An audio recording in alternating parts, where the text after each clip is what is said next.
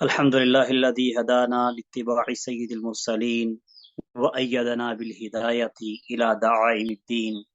ويسر لنا اقتفاء آثار الصالحين حتى امتلأت قلوبنا بأنوار علم الشرع وقواطع الحق المبين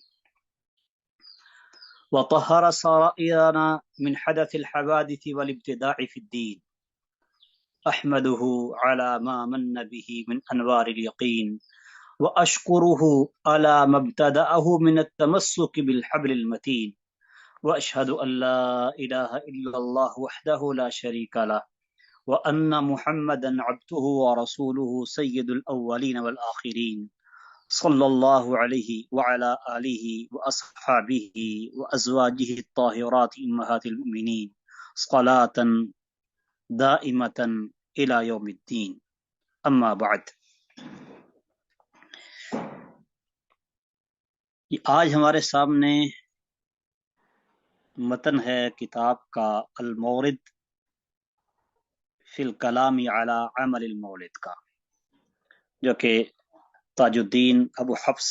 عمر ابن علی ابن سالم اللخمی ابن الفاقہانی کی ہے۔ مختصر سا رسالہ ہے کہ جس میں انہوں نے اس بات کو واضح کیا ہے کہ یہ عید میلاد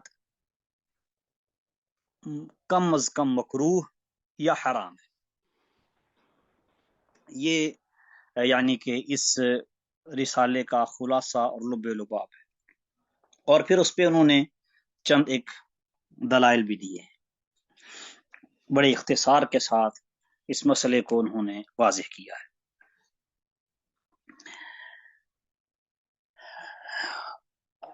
خطبہ اور حمد و ثنا کے بعد کہتے ہیں فَإِنَّهُ قَدْ تَقَرَّرَ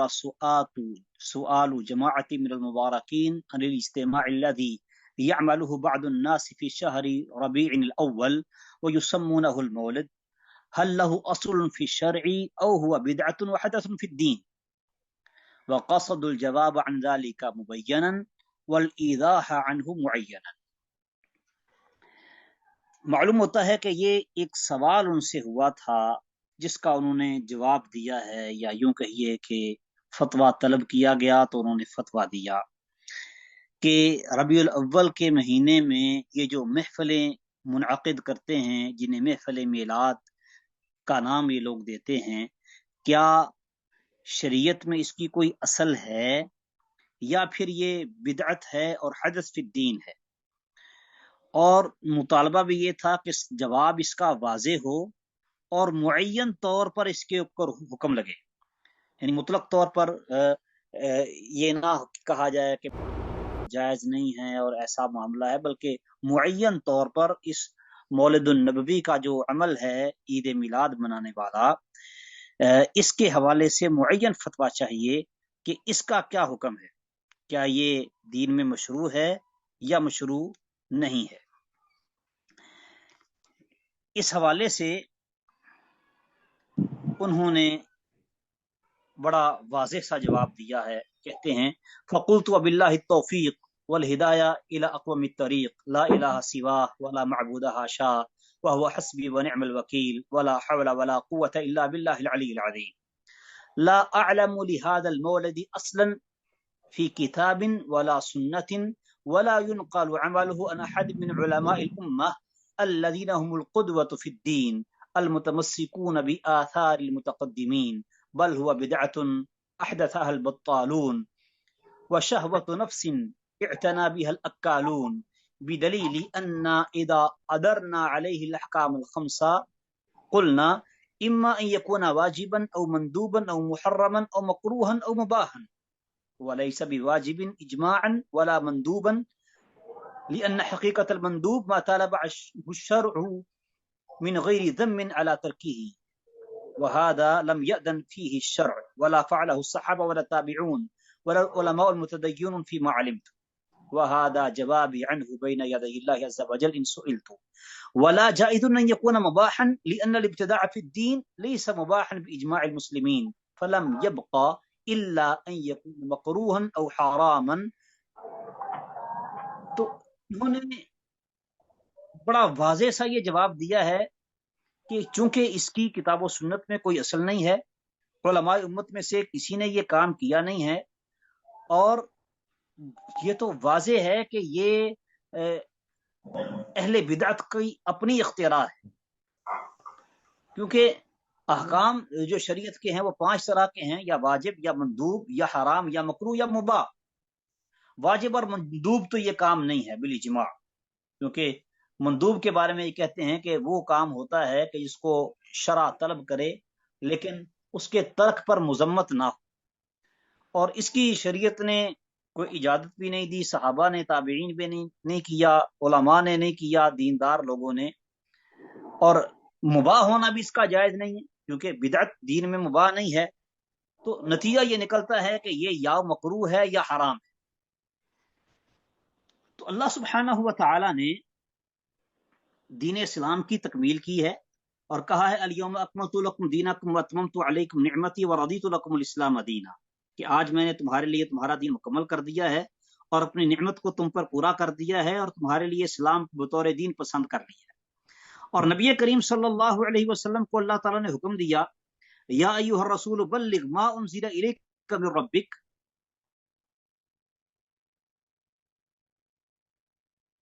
رسول صلی اللہ علیہ وسلم جو کچھ آپ کی طرف، آپ کے رب کی طرف سے نازل کیا گیا ہے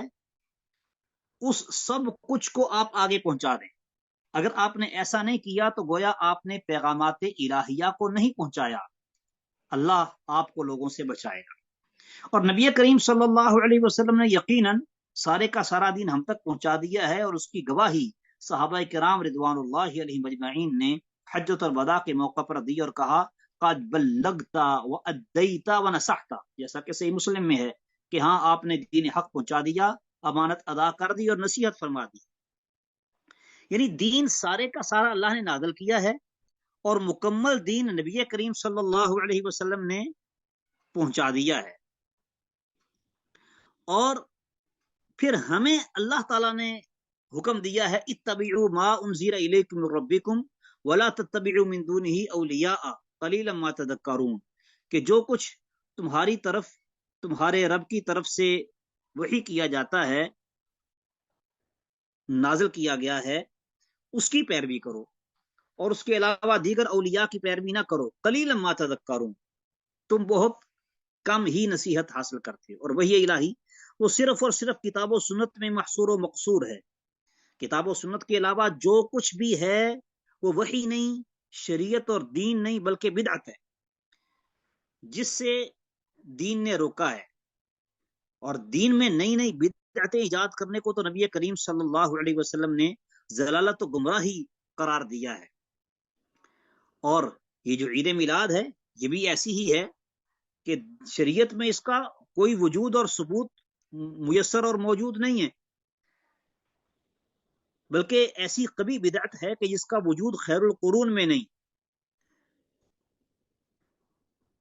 اور بدعت کی تعریف خود نبی کریم صلی اللہ علیہ وسلم نے کی ہے، وَشَرَّ الْأُمُورِ مُحْدَثَاتُهَا وَكُلُّ مُحْدَثَةٍ بِدْعَةٍ، کاموں میں سے بدترین کام اس اللہ اور اس کے رسول صلی اللہ علیہ وسلم کی شریعت میں نو ایجاد شدہ کام ہے، اور ہر ایسا نو ایجاد شدہ کام بدعت ہے۔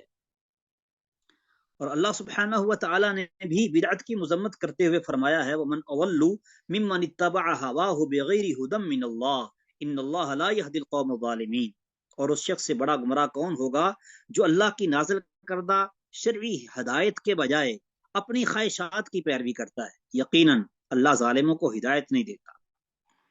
اور نبی کریم صلی اللہ علیہ وسلم نے بھی فرمایا ان اصدق الحدیث کتاب اللہ واحسن الہدی ہدی محمد صلی اللہ علیہ وسلم وشر الامور محدثاتها وكل محدثة بدعة وكل بدعة ضلالة وكل ضلالة في النار، کہ سب سے سچی بات کتاب اللہ ہے اور بہترین طریقہ محمد صلی اللہ علیہ وسلم کا طریقہ ہے،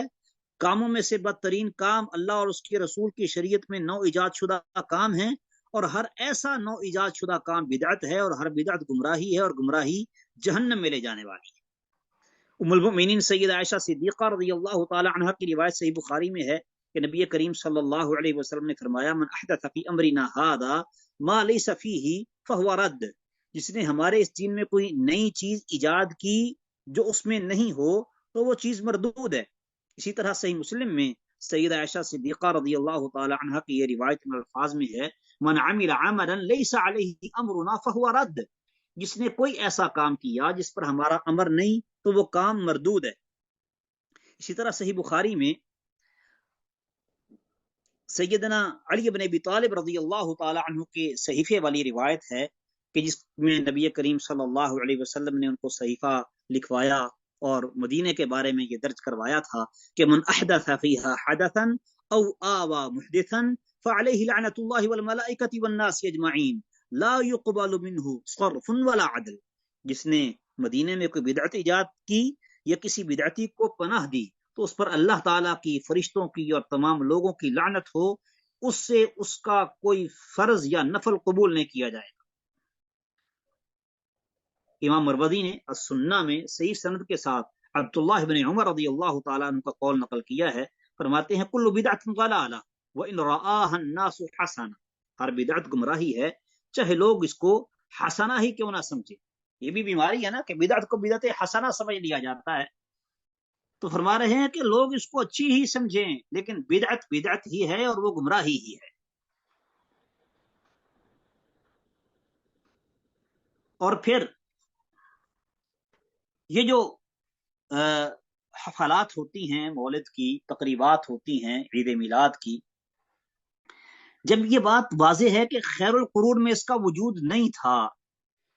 تو سوال یہ پیدا ہوتا ہے کہ یہ آئی کہاں سے؟ جس طرح کہ انہوں نے لکھا ہے کہ بل هو بدعت احدثها البطالون وشهوة نفس اعتنا بها الاکالون، کہ یہ بدعت ہے، بعد کے لوگوں نے، پیٹو لوگوں نے اس کو، باطل پرست لوگوں نے اس کو ایجاد کیا ہے کھانے پینے کے لیے اور جشن منانے کے۔ تو اس حوالے سے یہ بات ذہن میں رہے کہ پہلے تو یہ واضح ہے کہ اسلام میں عیدیں صرف دو ہی ہیں، جس طرح کہ سنن نسائی وغیرہ میں ہے، انس بن مالک رضی اللہ تعالی عنہ کی روایت کہ اہل جاہلیت کے دو دن تھے سال میں جس کے اندر وہ کھیلا کرتے تھے، اور نبی صلی اللہ علیہ وسلم مدینہ آئے تو آپ نے فرمایا قد ابدلکم اللہ بہما خیرا منہما یوم الفطر و یوم الاضحی، اللہ نے اس کے بدلے تم کو دو بہتر دن دیے ہیں، عید الفطر کا اور عید الاضحیٰ کا دن۔ اور پھر یہ جو بدعت میلاد ہے، احمد رضا خان جو ہیں ان کے پیروکار، وہ جا الحق والے احمد یار خان نعیمی بریلوی، یہ جا الحق کے صفحہ 236 پہ لکھتے ہیں کہ میلاد شریف تینوں زمانوں میں سے کسی نے نہیں کیا بلکہ یہ بعد میں ایجاد ہوئی ہے۔ اسی طرح غلام رسول سعیدی نے بھی، وہ بھی بریلوی ہیں، احمد رضا خان کے پیروکار، انہوں نے اپنی شرح مسلم کے اندر یہ بات لکھی ہے کہ سلف صالحین یعنی صحابہ اور تابعین نے محافل میلاد منعقد نہیں کی، اور انوار ساطعہ میں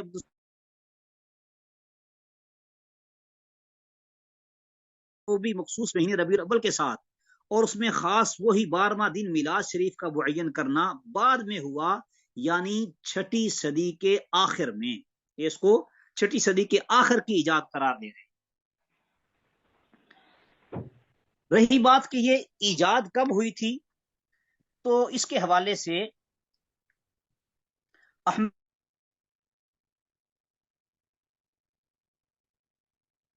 کتاب المواعظ والاعتبار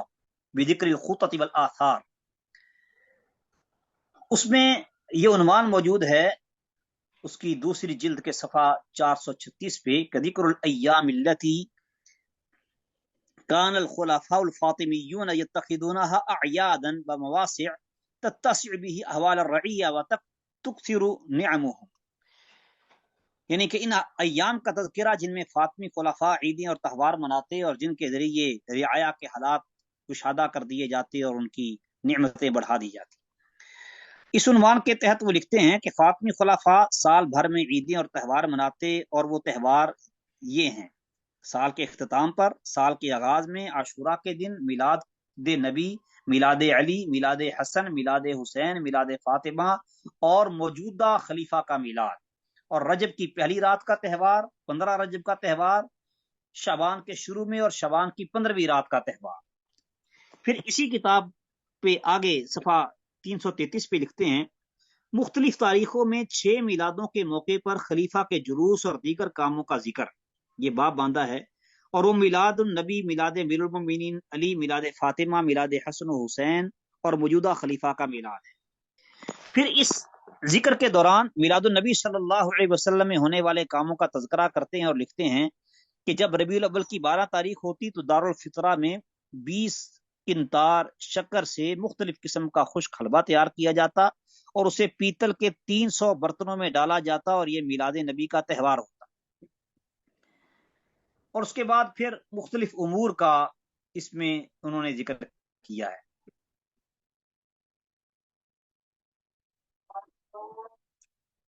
یہ فاطمی خلیفے تھے، اور یہ بات تو معلوم ہے کہ یہ فاطمی خلیفے کٹر قسم کے شیعہ رافضی تھے، اور اس مقدمے کو اگر سمجھا جائے تو نتیجہ کیا نکلے گا کہ میلاد منانا اصل میں رافضی شیعوں کی ایجاد ہے، اور وہ صرف میلاد النبی صلی اللہ علیہ وسلم ہی نہیں ملاتے تھے، بلکہ سیدنا علی، حسن حسین اور فاطمہ رضی اللہ تعالی عنہم اجمعین کا میلاد بھی مناتے، اور موجودہ خلیفے کا بھی برتھ ڈے مناتے، میلاد مناتے۔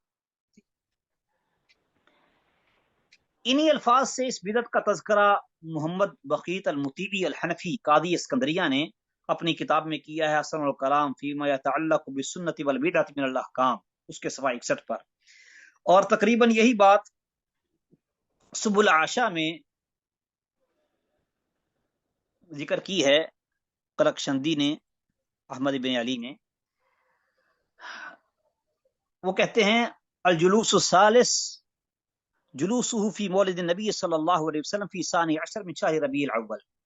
تیسرا جلوس 12 ربیع الاول کو میلاد النبی کا نکالا جاتا ہے۔ طریقہ اس میں یہ تھا کہ دارالفطرہ میں 20 قنطار عمدہ شکر سے مختلف قسم کا حلوہ تیار کیا جاتا اور پیتل کے 300 برتنوں میں ڈالا جاتا۔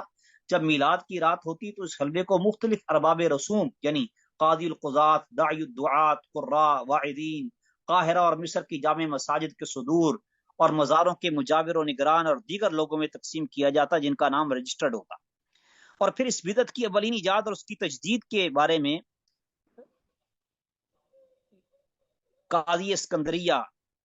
وہ احسن الکلام کے اندر لکھتے ہیں: سب سے پہلے قاہرہ میں فاطمی خلفاء نے اس کو ایجاد کیا۔ ان میں سب سے پہلا المعز لدین اللہ تھا، جو کہ شوال 361 میں مغرب سے آیا اور 362 تک اسکندریہ کی سرحدوں تک پہنچ گیا۔ اسی سال 7 رمضان المبارک کو قاہرہ میں پہنچا تو انہوں نے 6 میلادیں ایجاد کی، جن میں یہ میلاد النبی اور میلاد علی، حسن و حسین، فاطمہ رضی اللہ تعالی عنہم اور موجودہ خلیفہ کا میلاد تھا۔ کہتے ہیں کہ یہ میلادیں اسی انداز سے جاری رہیں حتیٰ کہ الافضل بن امیر الجیوش نے انہیں ختم کیا۔ اس کا والد امیر الجیوش مستنصر باللہ کی دعوت پر اس کے دور خلافت میں شام سے مصر آیا تھا، اور وہ بدھ کی رات 2 جمادی اولی 465 ہجری کو مصر میں داخل ہوا تھا۔ جب وہ اہل شام سے جنگ کے لیے گیا تو اس نے اپنے بیٹے افضل کو نائب بنا دیا، اور جب ربیع الثانی یا جمادی اولی سنہ 487 میں امیر الجیوش فوت ہوا تو لشکر نے اس کے بیٹے افضل کو اس کے قائم مقام کر دیا۔ پھر اس کے بعد مستنصر باللہ 17 ذوالحجہ 495 میں فوت ہو گیا، اور اس کی مدت خلافت 7 سال اور 2 ماہ تھی۔ تو افضل نے مستنصر باللہ کے بعد اس کے بیٹے مستعلی باللہ کو کھڑا کر دیا، اور پھر مستعلی بھی 17 صفر 495 کو فوت ہو گیا، اور اس کے بعد افضل نے اس کی وفات کے دن اس کے بیٹے العامر بھی احکام اللہ کو خلیفہ بنایا۔ پھر یہ بھی 515 ہجری کو قتل کر دیا گیا، اور اس کی خلافت میں دوبارہ یہ 6 میلادیں شروع ہو گئیں، جبکہ افضل نے اس کو ختم کر دیا تھا اور لوگ انہیں تقریباً بھول چکے تھے۔ یعنی کہ آپ دیکھیں کہ محمد بقیت المطیبی الحنفی قاضی اسکندریہ جو ہیں، ان کی صراحت بڑی واضح ہے کہ اس بدعت کے اولین موجد فاطمی خلیفہ میں سے المعز لدین اللہ تھے، جس نے چوتھی صدی ہجری یعنی 362 میں اسے ایجاد کیا۔ پھر 5ویں صدی ہجری 465 کو افضل ابن امیر الجیوش نے اسے ختم کر دیا۔ اس کے بعد 6 صدی ہجری 516 ہجری میں عامر باحکام اللہ نے اس کو دوبارہ شروع کیا، یعنی اولین اس کی ایجاد جو ہے وہ ہوئی 3 صدی ہجری میں، پھر اس کو معطل کر دیا گیا اور 6 صدی ہجری میں اس کو دوبارہ سے شروع کر دیا گیا۔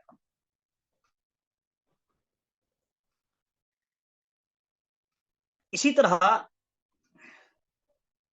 احسن الکلام میں مزید لکھتے ہیں کہ یہ جو بادشاہ بنا تھا 563 ہجری کو زین الدین، اس نے اربل شہر میں میلادوں کا آغاز کیا، جو مصر کا تھا یہ، یعنی کہ اربل میں، یعنی دوسری دفعہ جب مصریوں نے دوبارہ سے فاطمیوں نے ان میلادوں کا آغاز کیا تو اس کے بعد یہ اس کا دائرہ کار وسیع ہوا، یہ میلادیں جو ہیں یہ مزید پھیلنی اور دیگر علاقوں کے اندر بھی پہنچی، اور صاحب اربل مظفر الدین نے یہ کام ایک صوفی ملا عمر بن محمد کی پیروی میں شروع کیا تھا، اور اس کی طرف الباعث علی انکار بدع والحوادث میں ابو القاسم شہاب الدین عبد الرحمن ابن اسماعیل ابن ابراہیم المقدسی ابو شامہ نے اشارہ کیا ہے۔ اور پھر ستم بالائے ستم کے شاہ اربل کو اس بدعت کا جواز فراہم کرنے کے لیے بدعتی ملا بھی دستیاب آ گیا، اور اس نے اس کی تائید میں ایک کتاب لکھ ماری، اس کا نام اس نے رکھا تھا التنویر فی مولد السراج المنیر۔ اس نے خود یہ کتاب بادشاہ کو پڑھ کر سنائی، اور جب اس نے یہ کتاب لکھی تو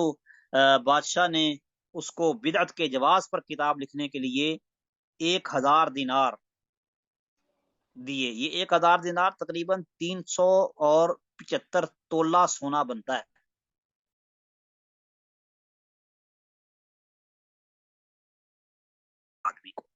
اسی طرح یہ بدعتیں آہستہ آہستہ عروج پائیں اور رواج پائیں۔ کسی نے سچ کہا تھا وَلَفْسَدَ الدِّينُ إِلَّا الْمُلُوكُ أَوْ أَحْبَارُ سُوءٍ أَوْ رُهْبَانُهَا، کہ دین کو بگاڑنے والے صرف 3 ہی قسم کے لوگ ہیں، بادشاہ، علماء سوء اور صوفی۔ یہ جو ہمارا علاقہ ہے برے صغیر پاک و ہند کا، اس میں یہ میلاد پہلے نہیں تھی، بعد میں یہاں پہ ایجاد ہوئی، یہ 14ویں صدی ہجری میں 352 ہجری میں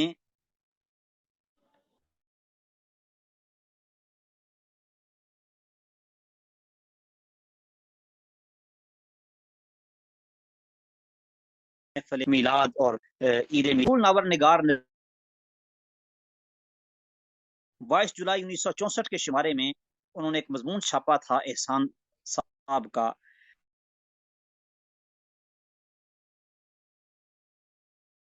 کا جلوس سب سے پہلے 5 جولائی 1933 بمطابق 12 ربیع الاول 1352 کو نکلا۔ اس کے لیے انگریزی حکومت سے باقاعدہ لائسنس حاصل کیا گیا تھا، اور اس کا اہتمام انجمن فرزندان توحید موچی دروازے نے کیا۔ اس انجمن کا مقصد ہی جلوس کا اہتمام کرنا تھا، اور پھر اس مضمون میں انہوں نے مکمل تفصیل دی ہے۔ خلاصہ اس کا یہ ہے کہ جلوس کا آغاز 1933 میں ہوا، جلوس کا مفکر و موجد حافظ معراج الدین تھا، اور جلوس کے لیے حکومت برطانیہ سے باقاعدہ لائسنس جاری کیا گیا، اور جلوس کے لیے اشتہار بازی کی جاتی تھی، اور پھر قیام پاکستان کے بعد اسے حکومتی سرپرستی حاصل ہو گئی۔ اسی طرح مصطفیٰ کمال پاشا نے روزنامہ مشرق 26 جنوری 1984 کے شمارے میں اسی حوالے سے ایک مضمون لکھا۔ اس کا بھی خلاصہ یہ ہے کہ یہ جلوس ہندوؤں کے ساتھ ساتھ عیسائیوں کی بھی نقالی کرتا تھا، یعنی ہندوؤں اور عیسائیوں کی نقالی میں یہ جلوس نکالا گیا کہ وہ نکالتے ہیں تو ہم بھی کیوں نہ نکالیں۔ اور ربیع الاول کی 12 تاریخ 1933 سے قبل اس کو 12 وفات کے نام سے جانا جاتا تھا، اور پھر ایک قرارداد کے ذریعے اس دن کو عید میلاد النبی کا نام دیا گیا۔ تو یعنی کہ یہ اس کی ایجاد ہے۔ تو جو بات انہوں نے آغاز میں کہی ہے تاج الدین ابو حفص عمر ابن علی ابن سالم اللخمی نے کہ یہ بدعت ہے جس کو کہ اہل بدعت نے ایجاد کیا، اور خیر القرون میں اس کا کوئی وجود اور ثبوت نہیں تھا۔ تو یہ مختصر اس کی ایک کہانی ہے کہ یہ کیسے کیسے ایجاد ہوا، یعنی کہ اس کا سب سے پہلا جو قدیم ترین وجود ملتا ہے وہ 3 صدی ہجری کا ہے، اس سے پہلے کا نہیں۔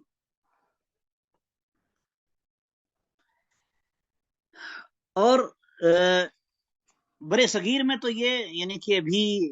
آپ اندازہ لگا لیں 1933 ابھی 2033 نہیں ہوا، یعنی 100 سال نہیں ہوئے برے صغیر پاک و ہند میں اس میلادی کلچر کو رواج پائے ہوئے، اور اس سے پہلے اس کو وفات کے دن کے طور پر یہ لوگ مناتے تھے، اور بعد میں انہوں نے ایک قرارداد کے ذریعے اس کو وفات کے بجائے میلاد قرار دے دیا۔ خیر، کہتے ہیں کہ احکام شرع 5 طرح کے ہیں، یا واجب یا مندوب یا حرام یا مکروہ یا مباح۔ واجب تو یہ ہو نہیں سکتا بالاجماع،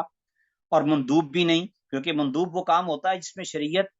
کام کا ہونا طلب کرے اور اس پر مذمت نہ ہو ترک کرنے پر۔ تو مباح بھی نہیں ہے کیونکہ یہ بدعت ہے، بات کی ایجاد ہے، اور بدعت مباح نہیں ہوتی۔ اب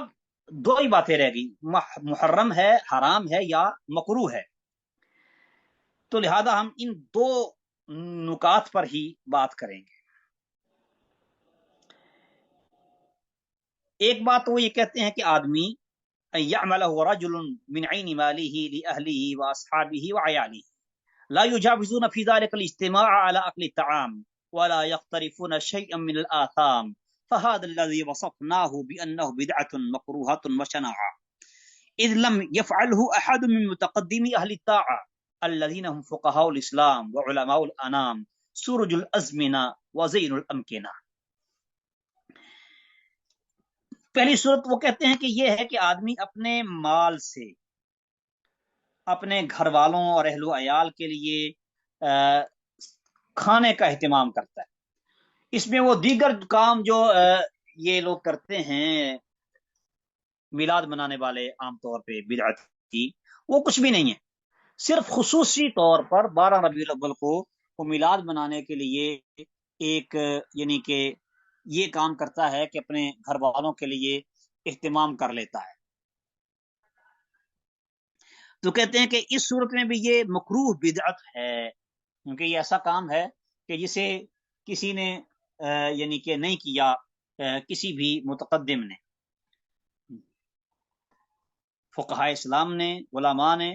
کوئی بھی اس کا قائل اور فاعل نہیں رہا ہے، لہذا واضح ہے کہ یہ بدعت ہے۔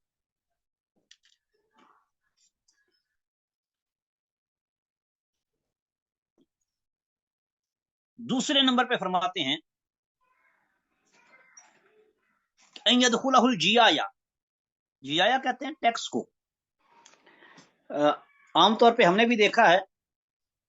بہت سے علاقوں میں یہ میلاد کے لیے چندہ جمع کرتے ہیں راستہ روک کے، میلاد ٹیکس، جگے بن کے، جگہ ٹیکس اس کو کہتے ہیں، کہ آپ چندہ دیں گے تو آپ کو گزرنے دیں گے، نہیں تو نہیں گزرنے دیں گے۔ اس طریقے سے یہ لوگ بھیک مانگتے ہیں میلاد منانے کے لیے۔ اور پھر یعنی اس جگہ ٹیکس ظلم اور ستم کے ساتھ جو لوگوں سے زبردستی حاصل کیا گیا ہوتا ہے، اس کے ساتھ یہ گلچھڑے اڑاتے ہیں اور خلاف شرع سارے کام۔ آدمی نہ چاہتے ہوئے ان کو دیتا ہے، یہی بات انہوں نے کہی حتی یعطی احدہم الشیء ونفسه تتبعه وقلبه یؤلمه ویوجعه لما یجد من الف الحی۔ بندے کا دل نہیں چاہ رہا ہوتا دینے کو، لیکن زبردستی لیتے ہیں۔ گھر گھر جا کے بھی مانگنے کا رواج میں نے دیکھا ہے کہ ہر گھر کا دروازہ کھٹکھٹاتے ہیں اور میلاد کے لیے لینے ہیں، لے کے ہی جانا ہے۔ یہاں پہ بریلوی خاص طور پر یہ رضا خانی بریلوی جہاں پہ ہیں، وہ تو اس کام میں بہت یعنی شدت اختیار کرتے. گلی سجانی ہے جی میلاد کے لیے، اچھا گلی سجانی ہے تو پھر سجاؤ، حالانکہ ہے تو یہ بھی اسراف، اس کا انشاءاللہ ہم آگے تذکرہ کریں گے، لیکن اس کے لیے بھی کیا ہے، مانگنا ہے، اور مانگنا بھی زبردستی ہے، بھکاری پن اور اوپر سے سینہ دوری بھی. فرماتے ہیں کہ علماء نے کہا ہے اخذ المال بالحیاء کاخذہ بالسیف، کسی آدمی کو آپ مجبور کر کے اس کا مال لیتے ہیں، تلوار کے ساتھ مجبور کرتے ہیں، یا پھر وہ مربتاً آپ کو مجبور ہو کے دے دیتا ہے، دونوں کام برابر ہے. یعنی کہ گویا کہ علماء اس کو ڈاکہ قرار دیتے ہیں.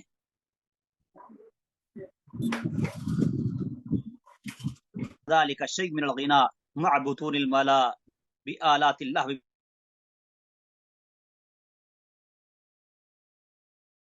والنساء الفاتنات اما مختلطات بهم او متشبفات والرقص بالتسني والانعطاف والاستغراق في اللهو ونسيان يوم المخاف. ایک تو یہ ٹیکس وصول کرتے ہیں زبردستی، اور اوپر سے کام کیا کرنا ہے، ناچ گانا، دفوف بجائی جاتی ہیں، شبابات بانسریاں بجائی جاتی ہیں، اور نوجوان لڑکے لڑکیاں مرد عورتیں ان کا اختلاط ہوتا ہے. اختلاط اگر نہیں ہوتا تو وہ ایک دوسرے کے قریب موجود ہوتے ہیں، اور پھر اس میں رقص و سرود ناچ گانا بھی ہوتا ہے. آخرت کو بھول کے یہ سارا کچھ کر رہے ہوتے ہیں اور سمجھتے ہیں کہ ہم کار ثواب کر رہے ہیں. اور یہ یقیناً سارے کے سارے کام جو ہیں یہ گناہ والے کام ہیں، ناجائز کام ہیں، اور ان کے ناجائز ہونے میں کسی کو کوئی انکار نہیں ہے. بلکہ اب تو صورتحال یہ ہو چکی ہے کہ بریلویوں کے علماء خود سر پکڑ کے بیٹھے ہوئے ہیں کہ یہ جشن میلاد کے نام پہ جو بدعت ہم نے شروع کی تھی یہ ہمارے گلے پڑ چکی، اور ایسے ایسے کام رونما ہونے لگے ہیں کہ الامان والحفیظ، جو بے حیائی اور بے غیرتی ہے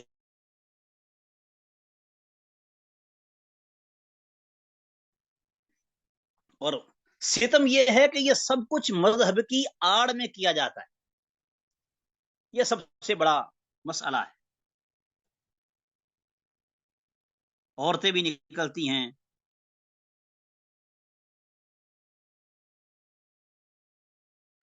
منعقد ہو جاتا ہے، جس طرح کہ یہ کہتے ہیں وَكَذَلِكَ النِّسَاءُ إِذَا اجْتَمَعْنَ عَلَىٰ انفرادهن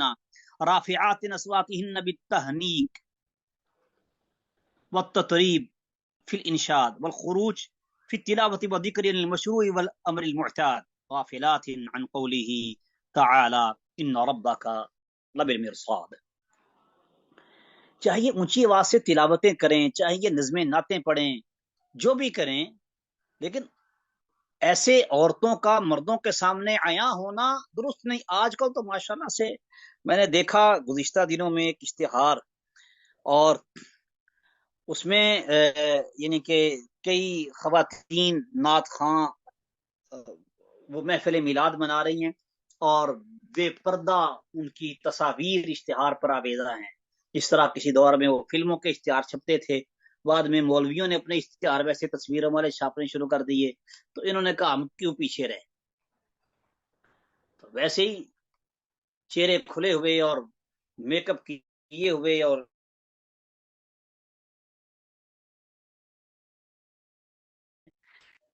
تو گویا یہ سارے کے سارے کام منکرات میں سے ہیں. کہتے ہیں فہاد الذی لا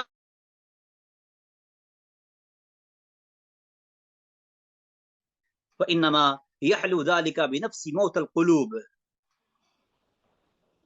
وغير مستقلين من الآثام والذنوب وأزيدك إنهم يرون ذلك من العبادات لا من الأمور المنكرات المحرمات. یہ ایسے کام ہیں کہ جن کے حرام ہونے پر کسی کو کوئی اشکال نہیں ہے، کوئی شبہ نہیں ہے، دو بندے بھی اس بارے میں اختلاف نہیں کر سکتے. کہ بے پردگی شریعت میں حرام ہے، میوزک شریعت میں حرام ہے، رقص و سرود شریعت میں حرام ہے، اختلاط مرد و زن شریعت میں حرام ہے. یہ تو واضح واضح حرام کام ہے. لیکن ستم یہ ہے کہ یہ ان کاموں کو حرام نہیں سمجھتے، بلکہ اس کو عبادت سمجھ کے سر انجام دے رہے ہو. فَإِنَّا لِلَّهِ وَإِنَّا إِلَيْهِ رَاجِعُونَ.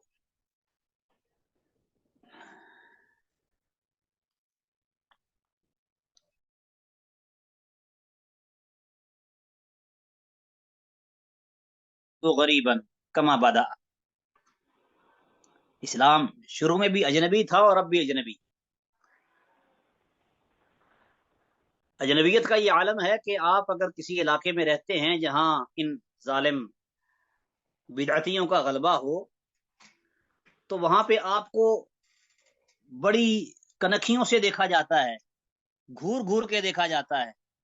ایک دوسرے کی طرف اشارے کر کے دیکھا جاتا ہے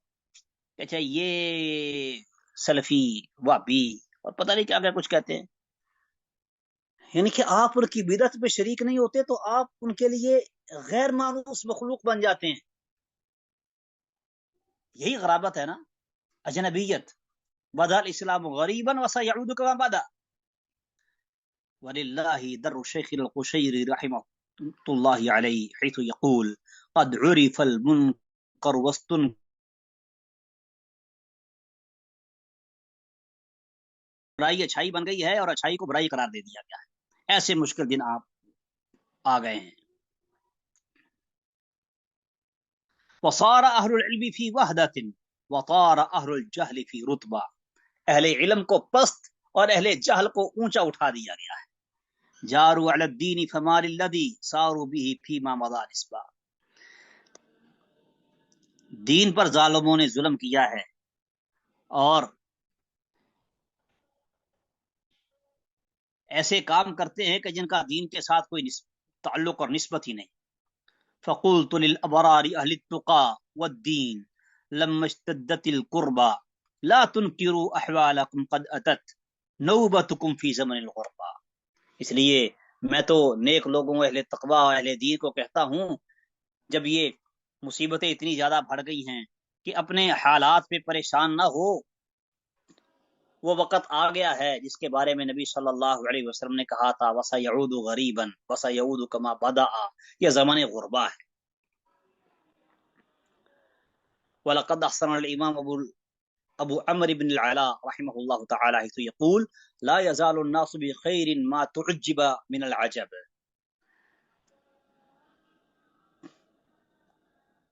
یعنی کہ جب تک لوگ برائی کو برائی سمجھتے رہیں اور اچھائی کو اچھائی سمجھتے رہیں اور غلط کاموں پہ نکیر کرتے رہیں، لوگ اس وقت تک خیر پہ رہیں گے. پھر آگے لکھتے ہیں وَهَذَا مَعَ أَنَّ الشَّهْرَ الَّذِي وُلِدَ فِيهِ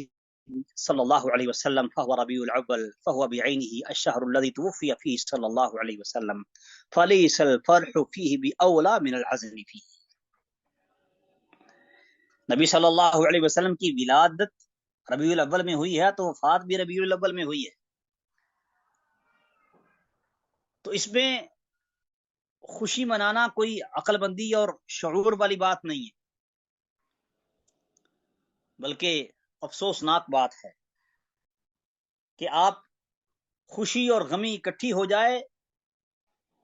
تو غم پر خوشی کو ترجیح دیں. اس حوالے سے یہ بات اچھی طرح ذہن نشین رکھنی چاہیے کہ ربیع الاول کا جو مہینہ ہے یہ نبی صلی اللہ علیہ وسلم کی ولادت کا بھی مہینہ ہے اور وفات کا بھی یہ مہینہ ہے. لیکن یہ بات واضح ہونی چاہیے کہ وفات نبی صلی اللہ علیہ وسلم کی 12 ربیع الاول کو ہوئی ہے جبکہ آپ کی ولادت 9 ربیع الاول کو ہے. اور اس حوالے سے احمد رضا خان بریلوی صاحب تو وہ کہتے ہیں کہ نبی صلی اللہ علیہ وسلم کی جو ولادت ہے وہ 8 ربیع الاول کو ہے. अपना फतावा रिजविया के अंदर। और इसी तरह उनकी जो किताब है मलफूजात, उसमें दूसरी जिल्द में वो लिखते हैं कि नबी सल्लल्लाहु अलैहि वसल्लम की वफात 12 रबीउल अव्वल दोशंबा को है, यानी सोमवार को, और उसी में वफात शरीफ भी है।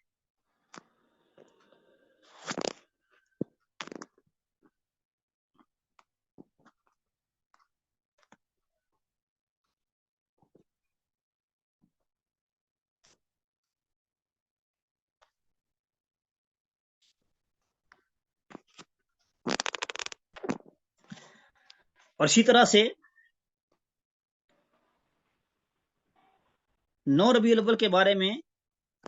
कि नबी सल्लल्लाहु अलैहि वसल्लम की विलादत है, दीगर बहुत से अहले इल्म की अक़वाल मौजूद हैं, जिसमें अकबर खान अजीबाबादी ने भी अपनी किताब तारीख़ इस्लाम में लिखा है, और इसी तरह सैयद सलेमान नदवी ने भी ये बात जिक्र की है इस हवाले से। अलबत्ता शेख अब्दुल कादिर जिलानी, जिसको बरेलवी अपना 11वीं वाला पीर करार देते हैं जिन्हें, वो तो कहते हैं कि नबी सल्लल्लाहु अलैहि वसल्लम की वफात 10 मुहर्रम को ही है। वो नियत और तालिबीन में उनका ये कौल मौजूद है। तारीख़ पैदाइश में काफ़ी सारा इख्तिलाफ है, लेकिन बहरहाल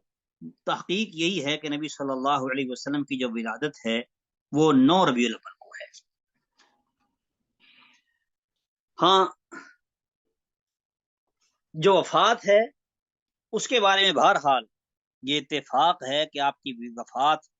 12 रबीउल अव्वल को हुई है। 12 रबीउल अव्वल यौम वफात है नबी सल्लल्लाहु अलैहि वसल्लम का, लेकिन इस हवाले से आम तौर पे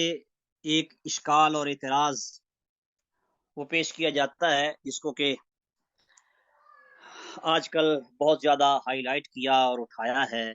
मिर्ज़ा मोहम्मद अली जेलमी ने और उसके पैरोकारों ने। असल में मज़े की बात यह है कि वो भी उसका अपना यानी कि कुछ इल्म नहीं है, बल्कि उसने ये सारे का सारा एतराज़ और इश्काल जो है ये लिया है अहमद रज़ा खां बरेलवी की वो फतावा वाली किताब फतावा रिजविया पढ़ के। और फतावा रिजविया में बरेलवी साहब ने जो लिखा है वो उन्होंने सरका किया है उधर से फतुल बारी से। ये बहुत सारी की सारी फतुल बारी में मौजूद है, और उस इश्काल का जवाब भी फतुल बारी में मौजूद है। जबकि ये जालिम लोग क्या करते हैं कि वहां से इश्काल ले लेते हैं और उसका जवाब जिक्र नहीं करते। वो क्या कि नबी सल्लल्लाहु अलैहि वसल्लम ने जब आखिरी हज किया तो यौम अरफा यानी 9 जुल्हज्जा का दिन ये जुमे के दिन था। ये तो वाज़ेह है हदीस में। इस हिसाब से 12 रबीउल अव्वल को सोमवार का दिन आता ही नहीं है। ये इश्काल और इतराज करते। लेकिन हकीकत ये है कि असल में अहले मक्का और अहले मदीना की रुयत में इख्तिलाफ हो गया था, जिसकी बिना पर यह इश्काल पैदा होता है। सही बुखारी में सैयद आयशा सिद्दीक़ा रज़ियल्लाहु ताला अन्हा का फरमान है कि खरजना मअ रसूलिल्लाह सल्लल्लाहु अलैहि वसल्लम लिखम्सिन बक़ीना मिन दिलक़अदा, हम नबी सल्लल्लाहु अलैहि वसल्लम के साथ हज के लिए उस वक्त निकले जब जुल्क़अदा के 5 दिन बाकी रह गए थे। तो इस हदीस के मुताबिक नबी सल्लल्लाहु अलैहि वसल्लम के मदीने से सफर का आगाज बरोज हफ्ता 25 जुल्क़अदा है, अगर महीना 30 दिन का हो, और अगर महीना 29 दिन का हो तो सफर का आगाज बरोज जुमा 24 जुल्क़अदा को बनता है, ताकि बाद में 5 दिन हो। लेकिन चूंकि कबरी महीने के कुल अयाम के बारे में आमतौर पर इल्म नहीं होता कि 29 होंगे या 30, तो इसलिए हिसाब करते हुए उसे 30 दिन का फर्ज कर लिया जाता है। यहाँ पर भी ऐसा ही हुआ है। और इत्तेफाक से अहले मदीना की रुयत के मुताबिक 10 हिजरी का जो जुल्क़अदा था वो 30 ही दिन का था, क्योंकि नबी करीम सल्लल्लाहु अलैहि वसल्लम ने जिस दिन सफर का आगाज किया उस दिन जुमा नहीं था। सैयदना अनस इब्न मालिक रज़ियल्लाहु ताला अन्हु की रिवायत सही बुखारी में है, सल्ला रसूलुल्लाह सल्लल्लाहु अलैहि वसल्लम व नहनु बिल मदीनति अज़्ज़ुहर अरबअन والعصر بذی الحلیفۃ رکعتین، سفر حج کے دوران کے لیے جب ہم نکلے تو نبی صلی اللہ علیہ وسلم کے ساتھ تھے ہم نے ظہر کی نماز 4 رکعتیں ادا کی تھی، جبکہ ہم آپ کے ساتھ مدینے میں ہی تھے۔ ظہر کے بعد سفر شروع ہوا، پھر ذوالحلیفہ جا کر عصر کی نماز 2 رکعت ادا کی۔ یہ صحیح بخاری کی روایت اس بات پہ شاہد عدل ہے کہ جس دن آپ نے سفر کا آغاز کیا اس دن جمعہ نہیں تھا۔ مسند احمد میں یہی روایت ہے، اس میں ہے صلی بنا رسول اللہ صلی اللہ علیہ وسلم الظہر فی مسجدہ بالمدینہ 4 رکعات ثم صلی بنا العصر بذی الحلیفۃ رکعتین آمنا لا یخاف فی حجۃ الوداع، یعنی کہ یہ حجۃ الوداع کی بات ہے۔ امام طبرانی نے معجم الاوسط میں اس روایت کو نقل کیا مزید وضاحت کے ساتھ، صلیت مع رسول اللہ صلی اللہ علیہ وسلم الظہر بالمدینہ 4 رکعات ثم خرج الى بعض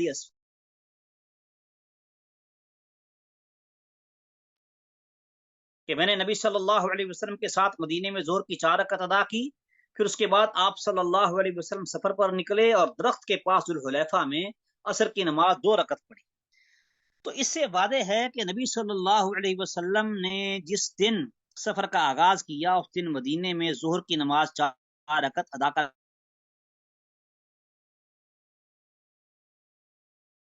کی۔ اگر ہم 24 ذوالقعدہ کو ہفتے کا دن مان لیں اور مہینہ 29 دن کا شمار کریں تو 9 ذوالحجہ کا دن اہل مدینہ کی رویت کے مطابق ہفتے کے دن آتا ہے، اور اگر ہم 24 ذوالقعدہ کو ہفتے کا دن مانیں اور مہینہ 30 دن کا شمار کریں تو 9 ذوالحجہ کا دن اہل مدینہ کی رویت کے مطابق اتوار کے دن بنے گا، اور مہینے میں 5 کے بجائے 6 دن باقی ہوں گے، جو کہ اس روایت کے برخلاف ہے۔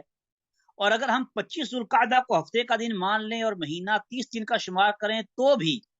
9 ذوالحجہ کا دن اہل مدینہ کی رویت کے مطابق ہفتے کے دن آتا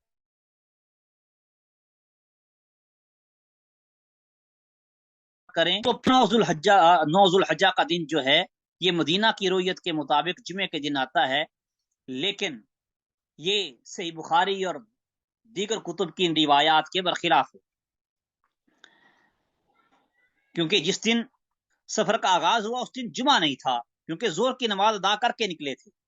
اور جس دن نکلے اس دن ذوالقعدہ کے بھی 5 دن باقی تھے۔ گویا یہ بات یقینی ہے کہ رسول اللہ صلی اللہ علیہ وسلم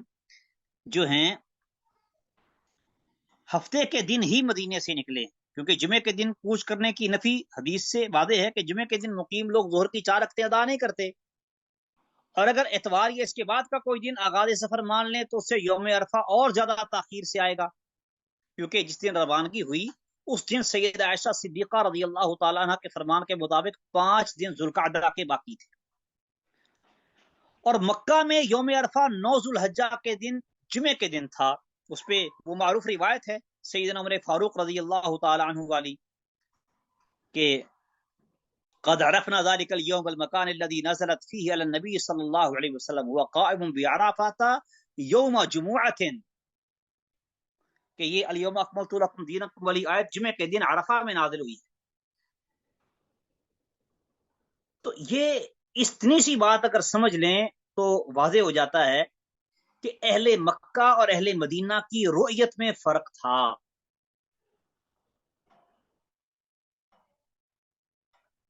اور وفات کے بارے میں نبی صلی اللہ علیہ وسلم کی صحیح بخاری کے اندر حدیث موجود ہے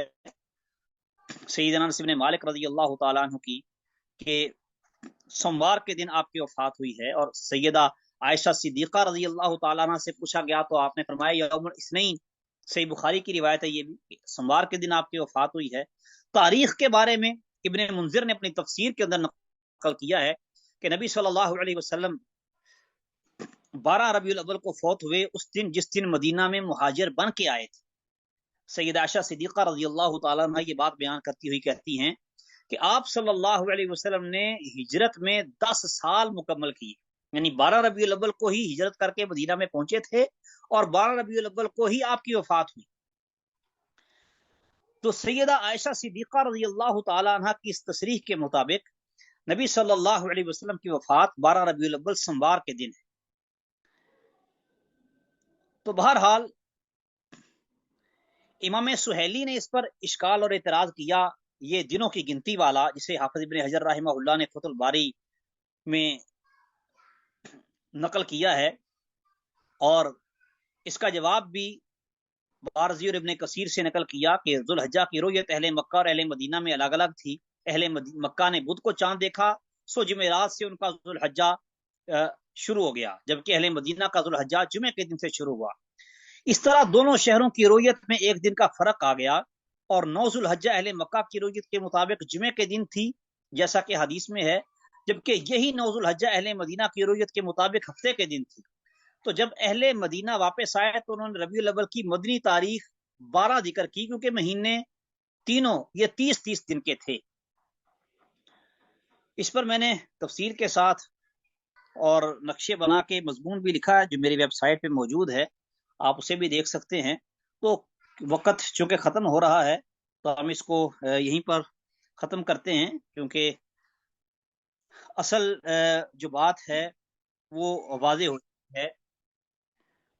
کہ نبی صلی اللہ علیہ وسلم کا یوم وفات 12 ربیع الاول تھا۔ اللہ تعالیٰ سمجھنے اور عمل کرنے کی توفیق دے اور ہمیں ان بدعات سے بچائے۔ والسلام علیکم ورحمۃ اللہ وبرکاتہ۔